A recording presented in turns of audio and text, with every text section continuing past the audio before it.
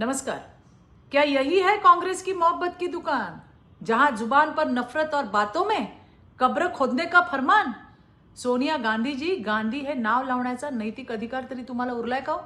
आज संसद आणि देशाने काँग्रेसचा खरा चेहरा पाहिलाय। प्रधानमंत्री पदासारख्या घटनात्मक पदावर बसलेल्या व्यक्तीविरोधात कबर खणण्याची भाषा हे लोक करतायत। हे केवळ राजकारण नाही, ही मानसिक दिवाळखोरी आहे। काँग्रेसने हे लक्षात ठेवावं की हे कुठलंही रस्त्यावरचं घोषवाक्य नाही, तर देशाच्या प्रधानमंत्रींच्या विरोधात दिलेली थेट धमकी आहे। या भाषेला तुम्ही लोकशाही म्हणत असाल तर ही लोकशाही नाही, ही अराजकता आहे। आता स्वतःचं राजकीय अस्तित्व वाचवायचं असेल तर सोनिया गांधींनी देशाची जाहीर माफी मागितली पाहिजे, कारण हे विधान एखाद्या एका कार्यकर्त्याचं नाही तर काँग्रेसच्या विचारसरणीचं हे प्रतीक आहे। आम्ही मतभेद मानतो, पण द्वेष, धमकी आणि हिंसेची भाषा देश कधीही स्वीकारणार नाही।